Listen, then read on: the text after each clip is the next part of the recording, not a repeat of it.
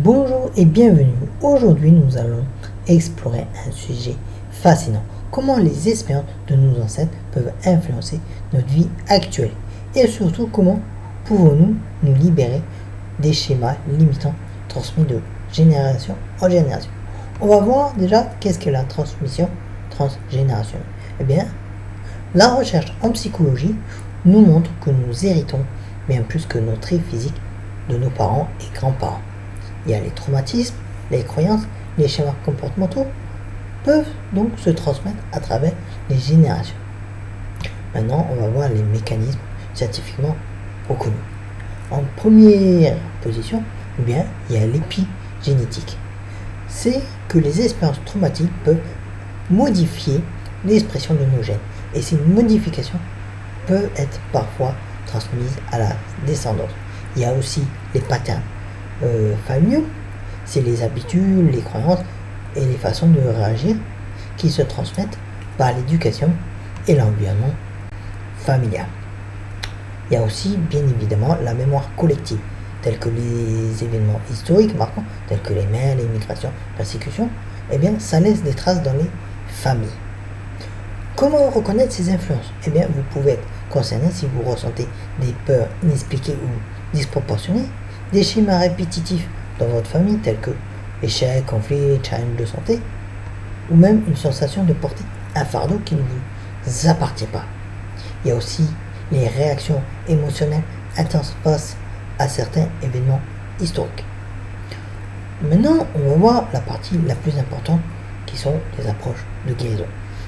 En premier lieu, il y a la thérapie familiale systémique. Cette approche examine les dynamiques familiales et aide à identifier les schémas dysfonctionnels. En deuxième position, il y a la psychogénéalogie. Elle consiste à étudier son arbre généalogique pour comprendre les événements marquants et leur impact. En troisième position, il y a les thérapies corporelles. Le corps garde parfois la mémoire de traumatismes non résolus. Des approches comme le MDR ou la thérapie somatique peuvent aider.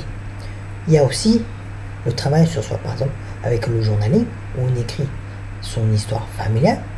Il y a aussi la méditation, où on peut débloquer des choses, ou même développer une conscience des patterns. Il y a bien évidemment la thérapie individuelle, qui est l'accompagnement de professionnels personnalisé. Maintenant, on va voir les étapes pratiques. Comment commencer ce travail de libération?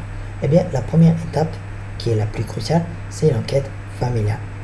Pour ça, questionnez vos proches, rassemblez photos, documents, témoignages, tout ce que vous pouvez, identifiez aussi les événements marquants. Suite à tout ce travail de recherche, qui va être colossal, eh bien, il y a la prise de conscience. Vous observez vos propres patterns, vous notez les similitudes avec l'histoire familiale. Et bien évidemment, vous prenez du recul émotionnel. Ensuite, la troisième étape, c'est l'accompagnement professionnel. En consultant par exemple un thérapeute spécialisé, ou en rejoignant des groupes de soutien, ou même explorer différentes approches thérapeutiques. Tout est possible, rien n'est figé. Ensuite, la quatrième étape, c'est l'intégration et la transformation. En développant de nouveaux comportements, en créant vos propres rituels de guérison et en transmettant consciemment à la génération suivante.